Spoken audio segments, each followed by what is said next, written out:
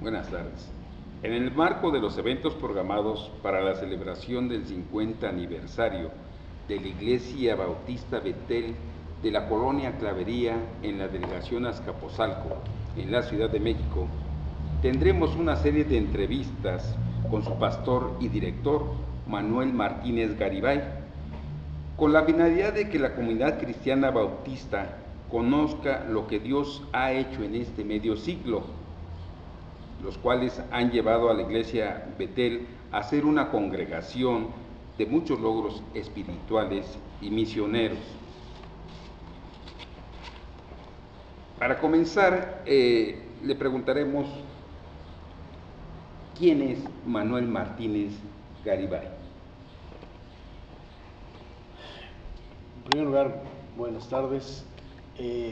Creo que una historia debe principiar con el fundador. Y en este caso es cuando podemos ver que el fundador es Cristo, que el fundador es Dios, porque desde antes de la fundación del mundo, Dios tiene el control de todas las cosas. Estamos muy dados a pensar en lo que hacemos, en lo que somos, en lo que hemos realizado, pero nos olvidamos que en todas las cosas Dios ha estado presente. Y es cuando el apóstol Pablo podía decir: desde antes de la fundación del mundo, desde el vientre de mi madre, fui concebido, fui apartado por Dios. En la vida y en la experiencia de todos nosotros, los que tenemos algún llamamiento especial para la obra del Señor, ha habido esa misma experiencia. Hemos sido forjados desde el hogar. Desde allí, aunque todavía sin tener a Cristo, creo yo firmemente que Dios ya tenía un lugar para uno. Yo nací en un hogar católico, un hogar no muy religioso, pero sí muy moral, muy apegado a las normas éticas del catolicismo, en el cual mi padre nos dejó huellas indelebles. Un hogar, como todos los hogares, sin duda imperfectos, pero un hogar que se respetaba, donde el amor reinaba, donde la obligación fue inculcada, donde aprendimos inclusive hasta leer. Mi padre nos decía: solamente los burros no leen. Y esto inculcó en nosotros y inculcó en mi persona ese deseo de estudiar, de prepararme, de leer. Mi padre se pasaba hasta las 2, 3 de la mañana leyendo libros, y hasta su muerte a los 93 años, él era un interlocutor muy conocido que podía platicar del tema que uno quisiera, y él sabía hablar y pasarse las horas muy amenas platicando con alguien. Creo que todo eso fincó las bases de una futura vida. Nunca había pensado, sin duda, en pasar o pensar en un llamamiento de Dios que ni conocía. Pero fue allí donde, con ese trasfondo religioso de un bautismo de niños, después de querer realizar una primera comunión, cuando antes de realizarse, Dios toca el corazón de mi abuela paterna, y entonces nos invitan a la primera iglesia bautista de México, en Mina y Héroes, y en ese lugar empecé yo a 2, 3 veces a asistir con un niño que iba, que arreglaban con mucho cuidado para que fuera a esa iglesia. Ahí estuve en una escuela bíblica de vacaciones, y Dios fue forjando sin duda sus planes.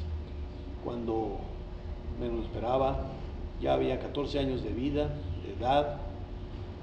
Habíamos pasado muchas necesidades, muchos problemas en la familia, en el hogar, pero dentro de esas necesidades Dios forjó un carácter que, imperfecto hasta la fecha, sí tuvo sus principios en Dios y a través del hogar. Mi padre se dedicó a vender, no terminó la carrera de medicina, se casó, y entonces tuvo toda la vida que hacer de las ventas su profesión. Fueron épocas difíciles y, al final de cuentas, épocas muy prósperas y de mucha abundancia. Pero en las primeras épocas tuvimos que ver muchas cosas que forjaron nuestro carácter. A los escasos 10 años, mi madre ayudaba a mi papá en la casa, y mi mamá nos consiguió en las calles de Rin y Avenida Reforma lo que hasta hace algunos años era la Gran Motors, donde había un americano que era el administrador. Ella consiguió que pudiéramos vender allí tortas, algunas cosas que ella hacía, y todos los días antes de entrar a la escuela, que teníamos a la vuelta a la 1 de la tarde, desde las 9 nos preparaba nuestra canasta, y mi hermano y yo, más chico que yo, nos íbamos a vender esas tortas. ¿Para qué servía aquel dinero? Pues para comer, para ayudarle a mi padre. Pero nosotros sentíamos una gran satisfacción en poder ver cómo podíamos ayudar y participar. Mi mamá juntaba todo el dinero y junto con lo que tenía mi padre, proveyó todo lo necesario para trabajar. Nos dieron obligaciones, nos enseñaron a tener límites en todo, a trabajar en equipo. No había de que esto es mi dinero, ese es tu dinero. Era todo el de la casa y de ahí si había, alcanzaba para lo que hubiese, y así Dios nos prosperó. Más tarde, estando en el 5º año, mi padre compró una pequeña propiedad, terreno arenoso, lleno de salitre, en lo que era Tezonco, hoy cercano al periférico, pero en aquel entonces fuera totalmente de la ciudad. Y puso allí unos cuartos. Pudimos vivir en aquella época un año y medio. Mi tarea era cuidar las gallinas, levantarme muy temprano para ver que los animalitos pudieran tener que comer y estar al pendiente durante el día para sacar los huevos que ellos ponían en los ponederos, registrar los números de la gallina para ver si era conveniente conservarla o no. Y cuando las gallinas estaban careando, muchas veces había una víbora que se había metido, había que ir a matarla y a quitarla de medio. Esto nos hizo muy responsables. La hora de ir a la escuela era la 1 de la tarde, era el turno vespertino, había que tomar un camión rumbo a Iztapalapa, y en el centro de Iztapalapa, en la escuela federal, ahí teníamos las clases. Ahí aprendimos a cuidar el campo, a cortar la alfalfa, a sembrar rábanos, lechugas, betabeles y todo lo que había posibilidad de hacer. Mi abuela materna, que era bien trabajadora, muchas noches se quedaba con nosotros para que la mañanita, a las 4 o 5 de la mañana, llevábamos en carretilla las verduras para llevarlas a Maica y venderlas allí. Todo esto forjó en uno el deseo de esforzarse, de trabajar, de triunfar, y siempre con aquella idea: debe ser lo mejor, debes esforzarte y triunfar. Yo creo que Dios estaba haciendo desde entonces su tarea. Fue así como terminé la primaria en la escuela de Tacubaya. Más tarde, terminando la secundaria, tuve que repetir un año porque obtuve un premio en los Embajadores del Rey para ir a Carolina del Sur, y estuve por allá 3 meses. Ya conocí a Cristo, me entregué a Él, y fue un cambio que cambió hasta mi familia. Mi hogar era de todos los domingos ir de excursión, caminar 6, 8 horas, y por todas partes nos conocían como la Sagrada Familia. Pero cuando yo me acerqué al Señor, sí fue un problema para mi familia. ¿Y ahora qué vamos a hacer? Al final de cuentas aceptaron que yo me quedase, yo me quedaba para ir al culto y demás. Pero poco a poco Dios fue haciendo la obra y llegaron toda mi familia a los pies del Señor. Cuando termino la secundaria, entro a la Escuela Nacional de Agricultura en Chapingo, y por un año estuve ahí internado. Fueron un año de peripecias, de experiencias, ¿por qué no?, de sufrimientos, con la novatada que duraba todo un año. Pero todo ello ahora lo veo como la mano de Dios forjando una vida, un carácter. Una vida que no sabe ni para qué la quería Dios, ni cómo la iba a usar. Yo siempre quería servir al Señor y quería yo dedicarme a su obra, pero yo no quería ser pastor. Cuando alguien me decía: Manuel, dedícate a ser pastor, yo siempre exclamaba en forma grosera, no en malas palabras, nunca las usé, pero sí, yo prefiero ser perro que pastor. Ya hoy, como algunas veces yo lo he dicho ante los pastores, creo que aprendí a ladrar. Soy pastor. Pero, ¿qué es lo que pasó? Que yo terminé mi carrera en la Iglesia Escuela Politécnica del Politécnico para ingeniero arquitecto, y yo decía, bueno, ahora que terminé, pues voy a tener un rancho, voy a tener unos animales y después me voy a dedicar a la obra del Señor. No quería que ninguno me sostuviera, que ninguno me pagara. A cierto orgullo, ciertas cosas de pensar, yo no necesito de la iglesia. Pero Dios se va encargando de llevarnos.